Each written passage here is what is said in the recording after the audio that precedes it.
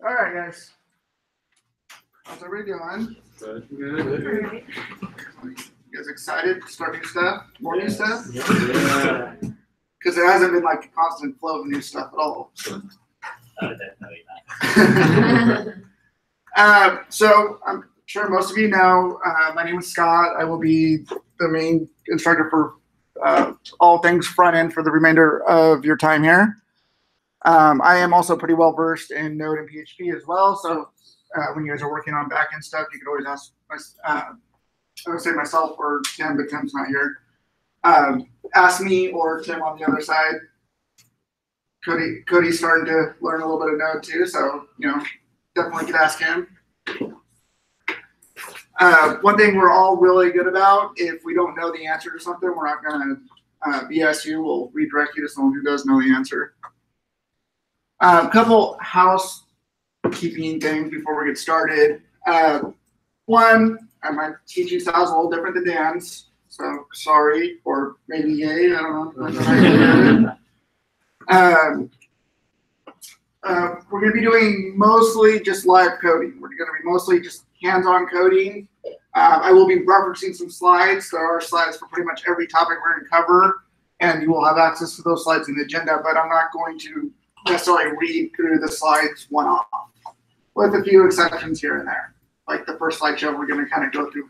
But outside of that, for the most part, we're just going to be coding, but the code examples we make will be in direct reference to a set of slides. With that said, if you're a little bit slower of a typer or anything of that nature, that is okay. Just as soon as you're falling a little bit behind, please speak up sooner rather than later. I would much rather you stop me every couple minutes and say, hold on, then you just sit quiet for 30, 45 minutes, and then you're 30, 45 minutes behind, and then it takes that much longer to get you caught up, okay? So please speak up the second you feel you might be falling behind, okay? I don't want to leave anybody behind. Every class has people that go at different rates. I'm used to having to wait for people. It's okay. It's part of the class. You all deserve to get as much out of this as possible, regardless of your abilities. Okay, everyone good? Everyone promise me that you'll speak up if you're falling behind? Yes. Okay, I'm holding you guys to that. I'm sure there's more, but I can't think of it right now. And I know you guys are used to this, but I just want to recap. I will always put a link to every presentation we do. Every presentation we do will be recorded. If I fail to put the link in there, just remind me. Every once in a while, you forget. I am human. Believe it or not. And I also recommend, and I'm sure this has been mentioned to you before as well, but make sure someone, if not all of you, is keeping a list of these links somewhere. Slack does eat these, as I'm sure you guys all know by now. Even if they're pinned, it will still eventually go away. So make sure you guys are coordinated on someone that's keeping track of all these links for your class. You guys got that all set up already? I'm assuming so. Okay, just want to make sure. I think that's it. So what we're going to be doing first is we're going to be talking about ES6 and how it directly relates to how you're going to see it in React. Can you shut that door, Cody? Yeah, I didn't think so you guys, more than any other class, have been pretty exposed to ES6 already. You guys have dealt with classes, ES6 classes quite a bit. But I'm still going to kind of skim over this stuff. Okay? I'm going to kind of skim it quicker than I normally would. But I still want to touch on stuff that you're going to see repeatedly inside of React. React itself isn't, most of what you're going to be coding is still just plain old JavaScript.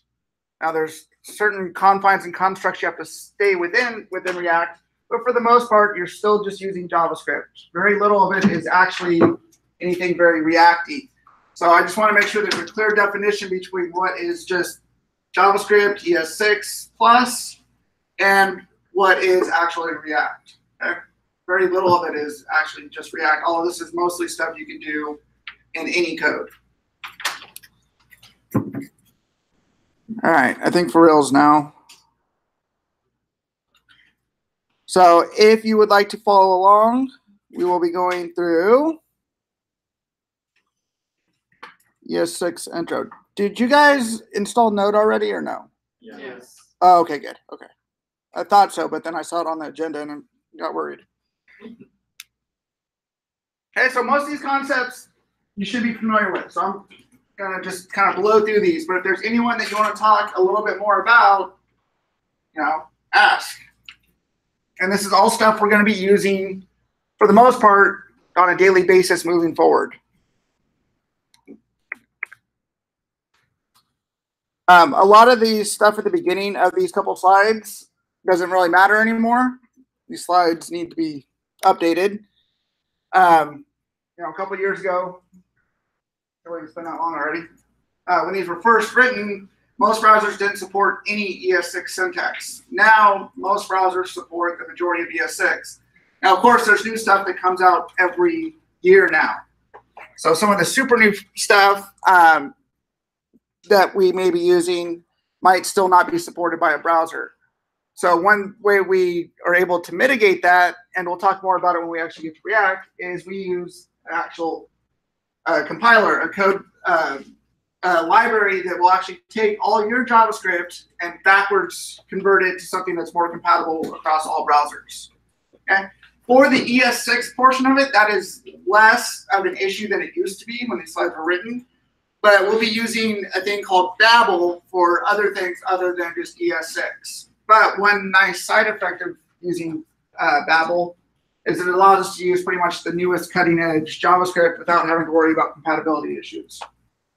Now, the downside to that is you're not always getting the benefit, the full true benefits of what some of the newer standards can do. So like using const, like there is actually a slight benefit in your actual code to use const, but anything that's backwards converted back to ES5, everything gets converted back to var anyway, so you're not really getting the benefits. But you still get practice doing the new stuff, so there is that. So first and foremost, I'm sure you guys are all familiar with let and const by now, right? Yeah. Yes. Yep. All right, who wants to tell me what the difference between let and const are? Unlike for let, for the most part, only works within like curly braces, but you can also change it. For const, it's immutable. Very good. So just to reiterate, let and const, they are both bracket scoped. Okay, so whatever brackets they're inside of, they're in their own little domain there, their own scope. Okay, how is var scoped normally? Lexical. Functions by functions. Okay, so if you're inside of a function, you're inside of a new scope. Let and const kind of take it a step further. Inside of any curly braces, you're inside of a new scope, whether that's for loops, if statements, or whatnot. Let, as he mentioned, you could change. Const, you cannot change. But it kind of gets a little contradictory when you're dealing with objects and arrays. Because as long as you don't actually change the initial value from an object or an array, you can still change the values inside of the object and array with const. So you will see, for the most part, we'll be using const the majority of the time. There's actually very few places where we'll be using let. Most times you create a variable, you don't really change it too much. And a lot of times we'll be using objects and arrays, so const will still work. So that's the majority of what we'll be using.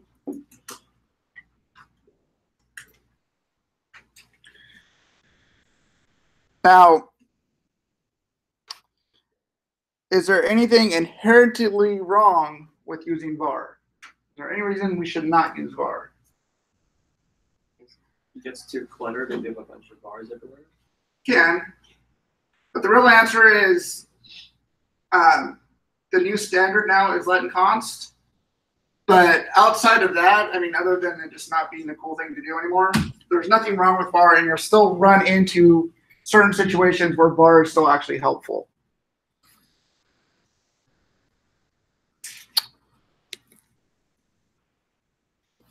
So one of the things we are going to be using the most, other than let and const, we're going to be using those nonstop now, is destructuring of an object.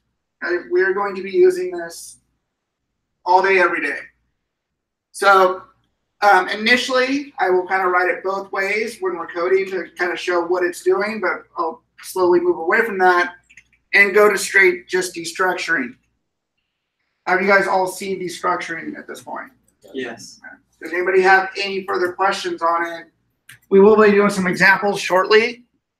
But outside of that, also you could nest your destructuring, which is always fun.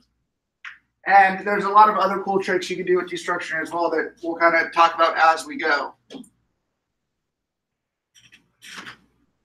In this example, the second example right here, where we're pulling out the address object and then creating a variable named street from the street property of address, can I use address now? Does anybody know? Does it create a variable called address? Yes. Does not. So whenever you do nested destructuring, as soon as you nest into it like this, address is not accessible. Okay? So keep that in mind. You can do address first, comma, and then address again, and then destructuring address. Really though, it's a little bit kind of superfluous to do that. Rarely would you need access to the full object and just specific properties from it. The whole point of destructuring is to get access directly to specific properties. And in these kind of examples where we're pulling off multiple properties, that's where destructuring really shines. Okay? Because really the only point to destructuring is just to make your code a little bit shorter, so you have to type a little bit less. So every time I want to, if I needed to access the street, city, and zip, I don't have to type person.address.street, person.address.city, so on and so forth. So it is just, I hate the phrase, but it's just syntactical sugar more than anything. Okay? And it can ultimately save you a lot of time if it's used properly. One thing right up front, if this stuff confuses you, then stay away from it for the moment. Okay? You are going to have to eventually need to learn it, but if it's just adding extra confusion on top of everything else, just don't use it at the moment.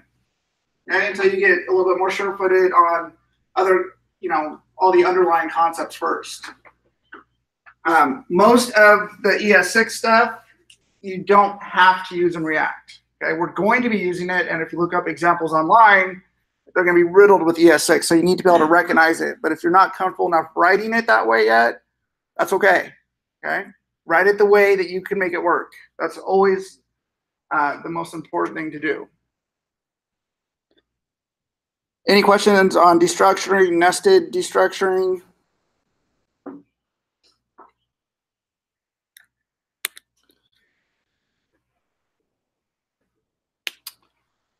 And then one of my favorites, but I will avoid using this one for the most part.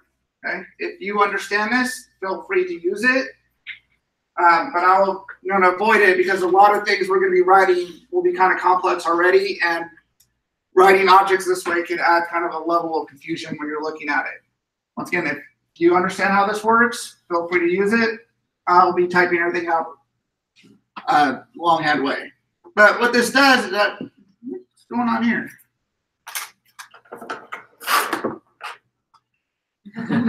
Thanks, guys, for letting me know. So what this does is it does the opposite of destructuring.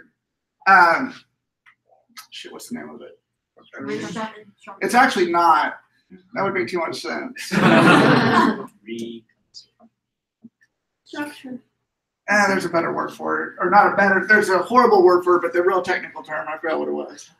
I'll have to relook it up. But anyways, this allows you to take variables and then create an object from those variables. It will create a key name by the same name as the variable name and set it to that variable's value. So in this instance, we have these 4 constants, and then we create a object car that contains all the data from those 4 constants. It would then look like this. It would take the actual variable names and then set them to their value inside of an object. And then in ES5, of course, you could do this before. You just have to type everything out. Make is equal to make, model is equal to model, engine, so on and so forth.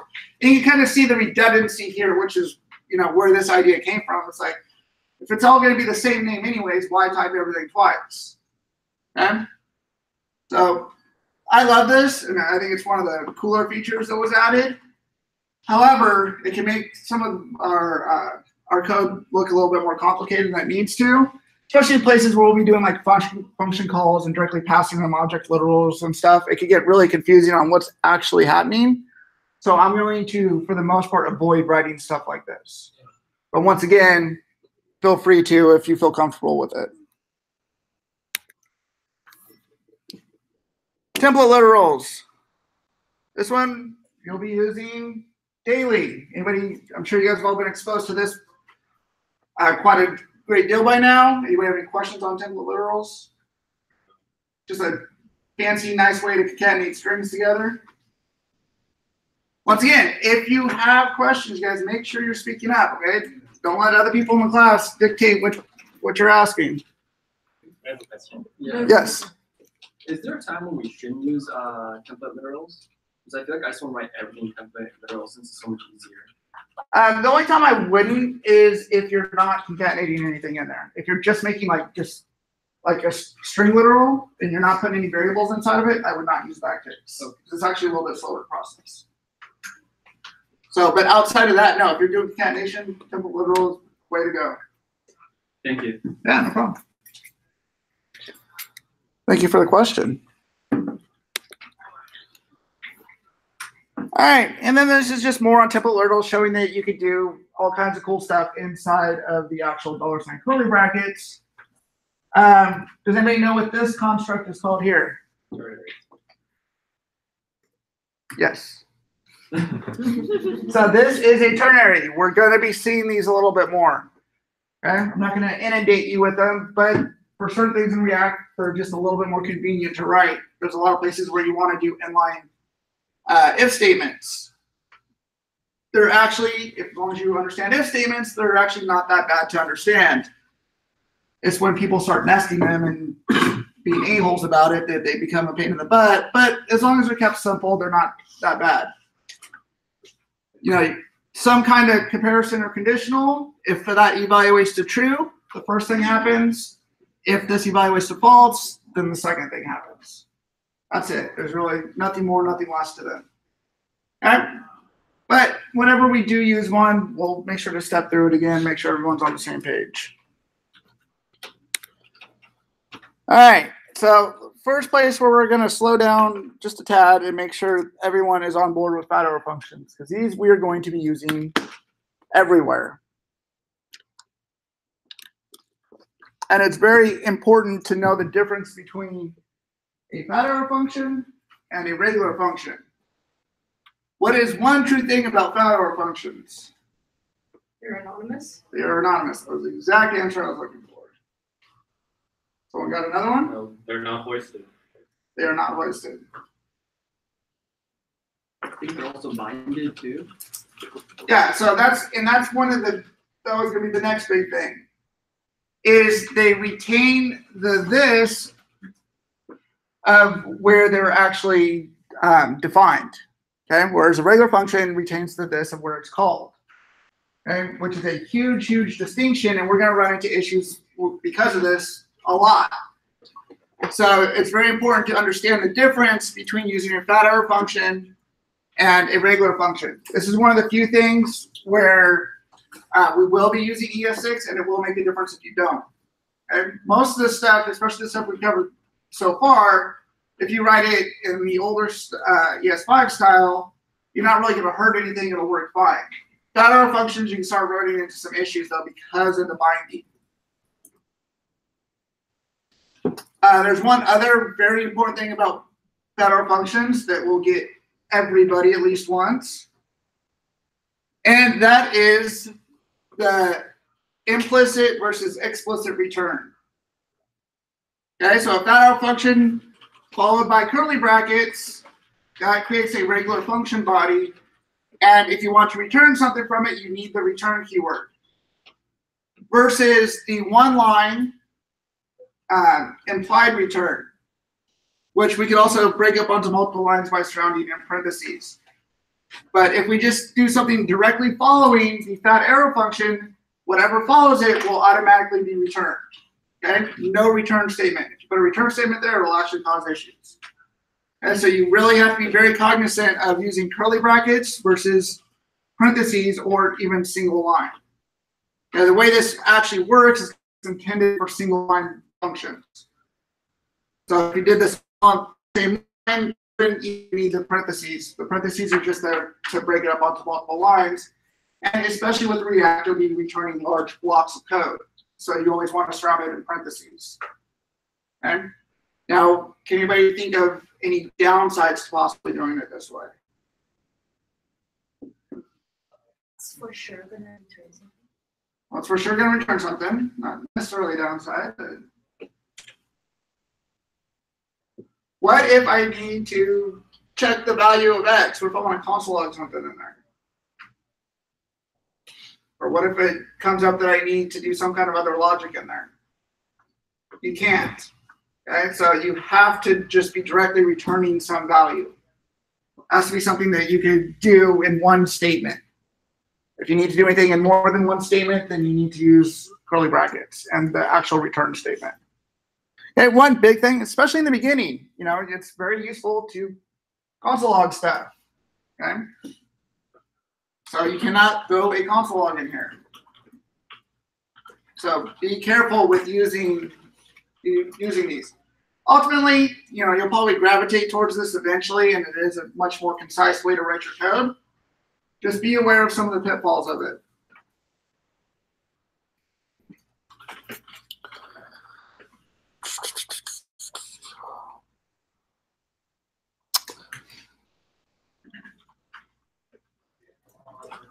Any questions on fat arrow functions? Don't worry, you guys are going to get tons of experience with them. So, as I briefly talked about before, fat arrow functions retain the this of where they were defined, not where they were called, as juxtaposed to regular functions that retain the this of where they're actually called. So here is a very abstract example that needs to be updated. So we're just going to ignore that for now.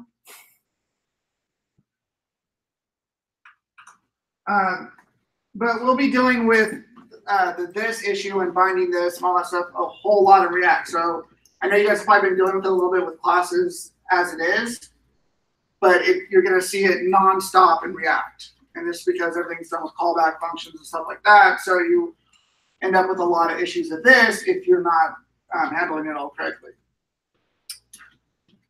All right. And then the meat and potatoes, the thing you're probably going to be writing most in React are classes. Okay, you guys all know the general structure of a class? Yeah. There is an ES5 conversion of what classes technically look like behind the scenes. And then most importantly, something you're going to be writing a lot in React. Now, you don't need to know, I want to rephrase that. Something you're going to be doing a lot in React is you're going to be extending an existing class. Also, what is horribly wrong with these classes? They don't have a capital. They don't have a capital. Shame on the person that wrote this. Embarrassing. Anyways, so one thing you're going to be doing all the time is you're going to be extending an existing class. Have you guys talked about that at all yet? No. Okay, so we will be going through an example of this. What this allows you to do is create a class that gains all the methods and properties from some other class. Okay, so more greeting would actually have access to say hello and say goodbye. Okay, and we'll talk about constructor and super. We'll do that with a live demo coming up right after these slides. Doesn't do me much good to stand up here and talk about it in depth because most of it will just go. But we will circle back around to that very shortly. And then if you really want to melt your brain, there's what the ES5 conversion of that looks like. And we'll talk about super with live demos, but you can always come back to these slides for references. All right, so that is ES6 and concepts you're going to see constantly inside of React. Now, of course, there's all kinds of other things ES6 and 7 and 8 could do. And some things we'll be utilizing, some things we will not. Yes, sir. For the extend, what's the purpose of it? Other than I can see it being more organized, but what's the benefit of splitting up the class and extending one versus just having everything in one class? So a good example would be if you wanted to make a zoo. Okay, so a zoo is full of a bunch of different animals. Now, animals at their base, they'll have a lot of traits in common. You know, they most of them eat, sleep, have some kind of movement.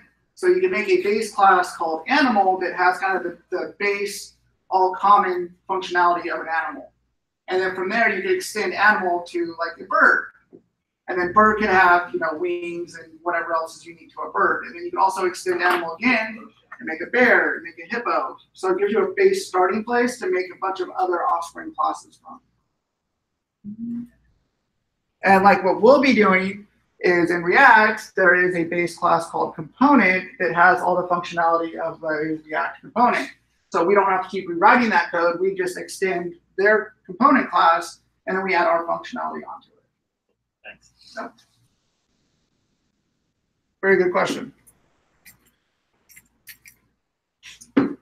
Anything else, guys? All right, so you guys all have Node installed, correct? Excellent.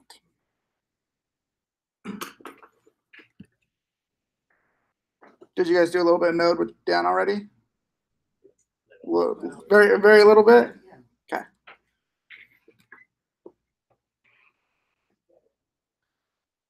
So what we're going to be talking about next is importing and exporting. And doing that, we'll also be talking about NPM a little bit. Okay. Now these slides I'm not going to really go through. They're short. It just has a couple examples of importing and exporting. But instead of going through those slides as well, we're just going to actually start building some stuff. And we're going to be using a little bit of a starter repo. And if you pull up your agenda, it's at the bottom. It's called ES6 Playground. So want everyone to go there. Don't worry about the security vulnerabilities. It's fine. Do you fork it or just clone it? Go ahead and fork it.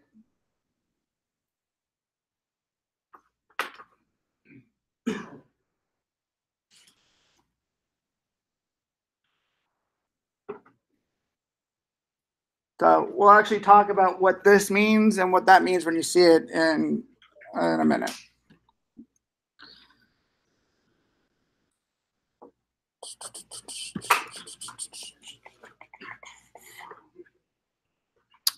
So give me 1 second while I delete my version of this.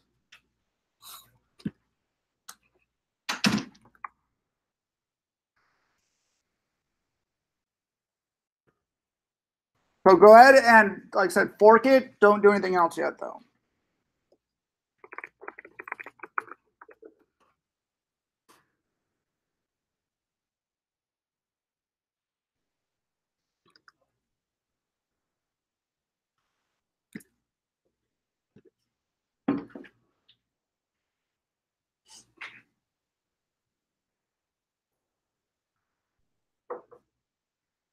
So I'm sure you guys have all forked repos by now, hopefully. So click on the fork button, you get the cool little animation of a book being forked. Very clever.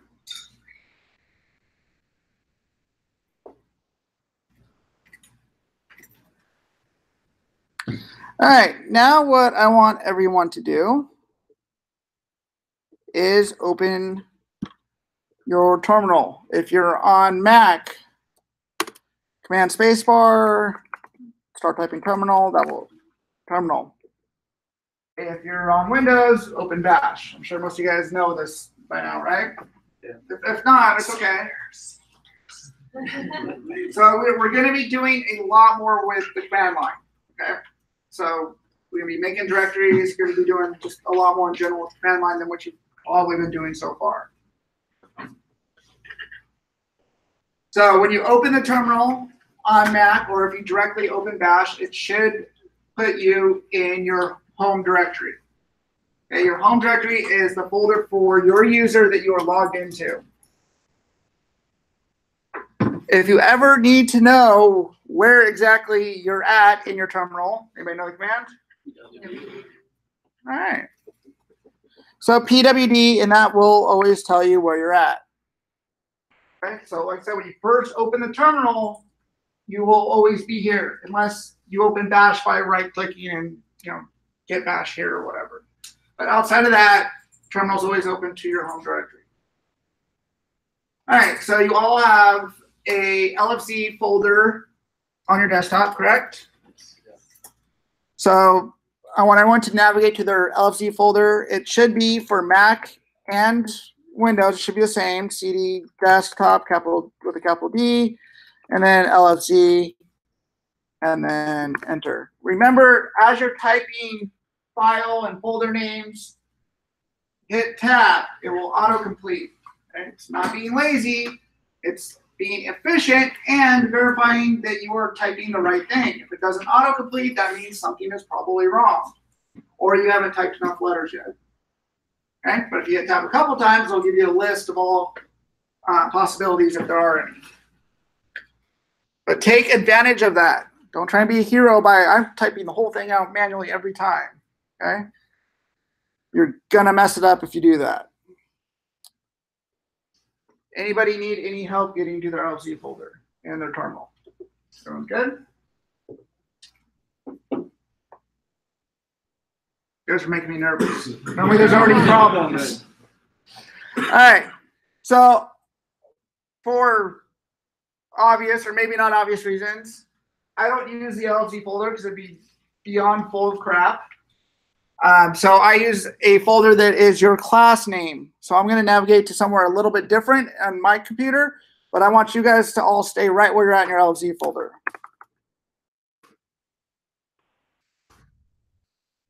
I don't think I have a folder for you guys yet.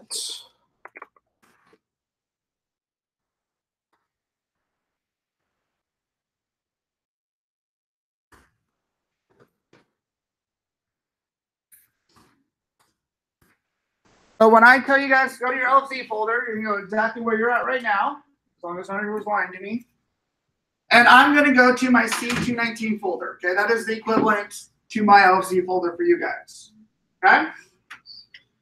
All right, now that we're here, I want everybody to make a new folder and make it using the command line. So mkdir, make directory, space, and we're going to call it front end.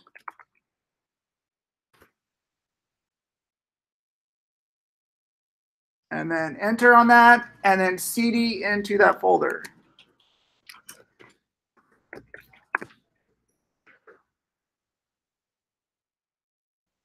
Okay, so for the most part, this is where we're going to be doing most of our stuff.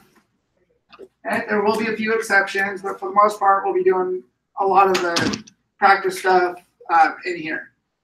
Okay, now when we're actually working on projects, we'll probably do those just in the base LFZ folder, but all practice-related material we do will go in the front-end folder.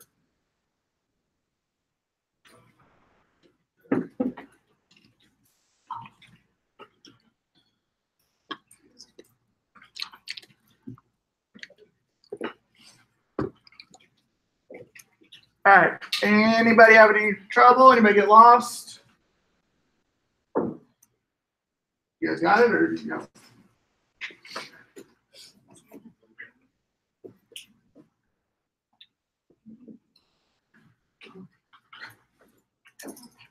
Okay. Anybody else?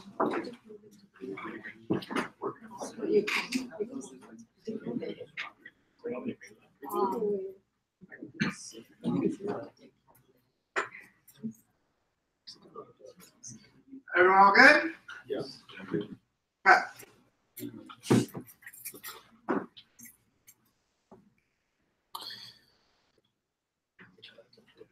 All right, so now I want to jump back over to the browser, and from your username /ES6 Playground, I want everyone to copy the URL to this repository.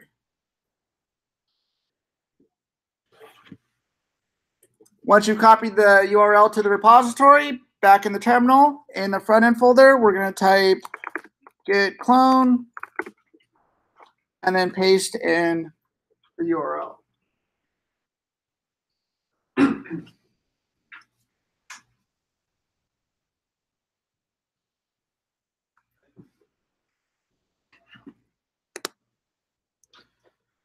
All right, once you have it cloned, cd into the folder and do not do anything else yet. And if you think you know what's coming next, please hold on.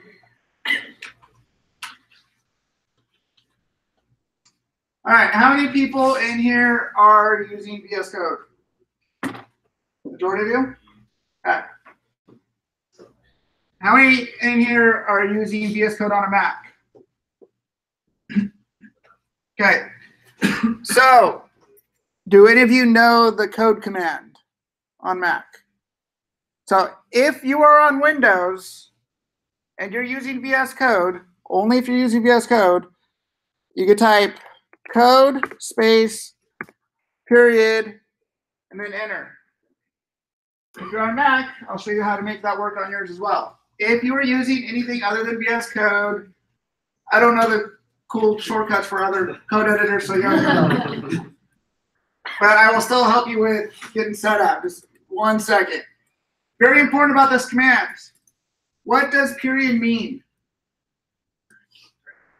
Period, in most circumstances, almost always when you're talking about directories, period means the current directory. That's very important.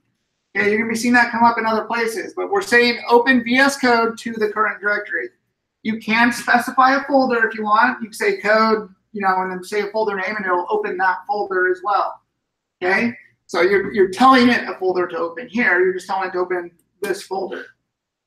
So for those of you that are on Windows, that should have already worked if you're using VS Code, and it should open to that project's directory. If you are not, if you are on VS Code but on a Mac, open VS Code manually, and then navigate to File, and then to Open, and then find that ES6 Playground folder we just created. It should be in your desktop, LFZ, front end, ES6. But I want you guys to open your code editor to the project we're working on.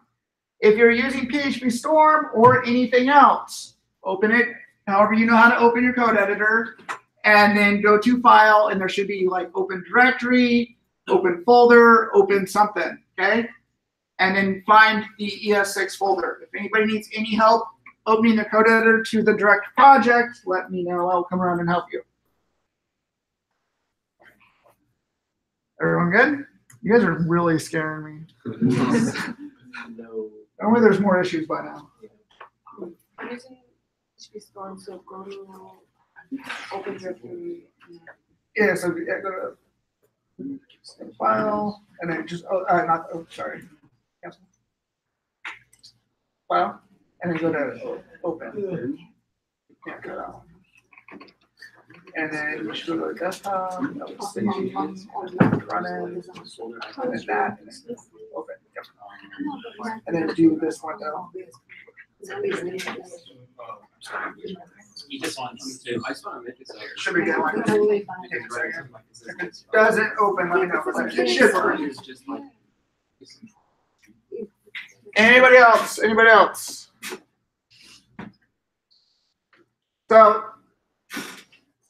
there's a method to my madness, of course, and once everyone's situated, I'll explain to you why we're doing things a little bit differently than what you've been doing.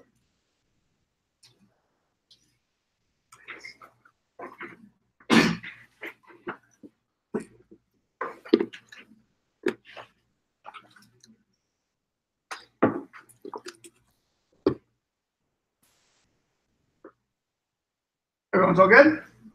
Yes. All right, so what we had you doing before was just always opening your code editor to the LFZ folder. Okay, very specific reason for that. It's easier, okay? And you don't run into as many Git issues and stuff like that.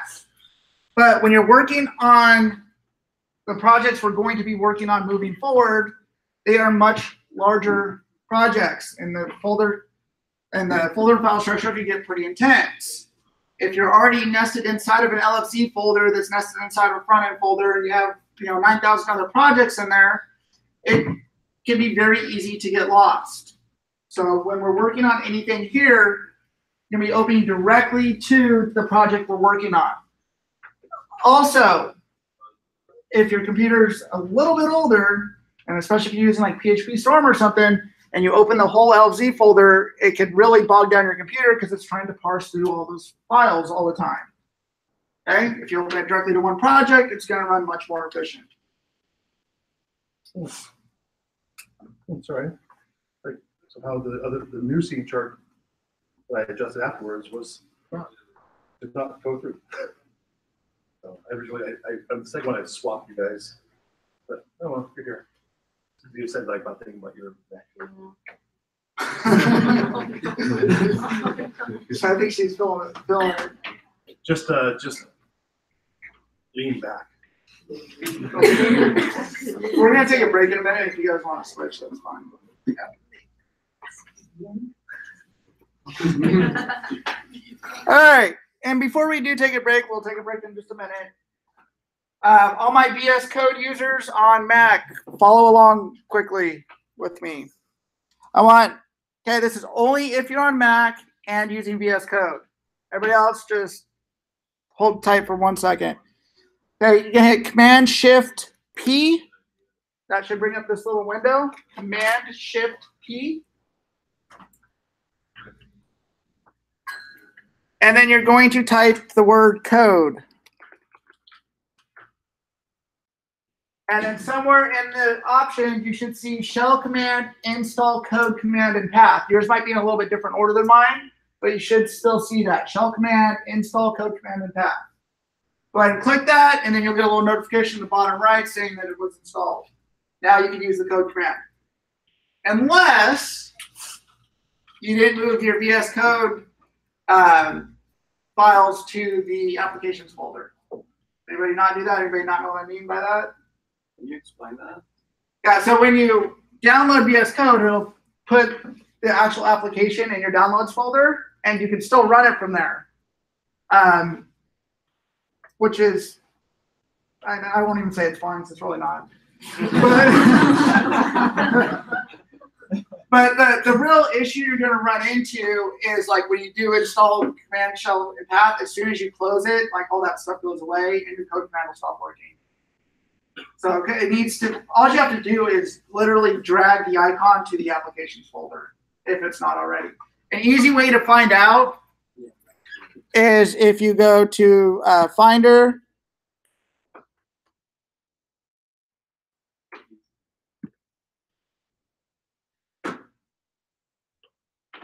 and go to Applications, and then see if you see VS Code in there. Okay, if you're using VS Code and you do not see VS Code in your applications folder, then it's not there. And you need to find out where it's at and then drag it there. If that is the case, you will need to reinstall the code command for it to work properly. Sorry, I forgot. I should normally say that first. I forgot it. Does anybody need help with any of that?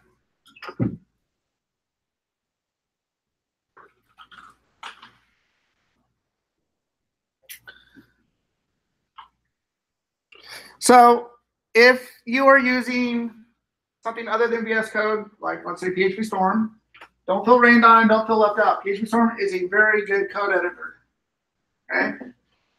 I just prefer VS Code because it's a little a little bit lighter, a little bit easier to use. But PHP Storm has a lot of great features built into it that VS Code doesn't even have right out the gate. Okay, so there's nothing wrong with PHP Storm. I just, like I said, I feel it makes my computer a little laggy, so that's why I don't particularly use it. Plus, dealing with having to renew the licenses constantly is a pain in the butt. But there's nothing wrong with PHP Storm. Don't feel rained on. You only need to feel rained on if you're using Sublime.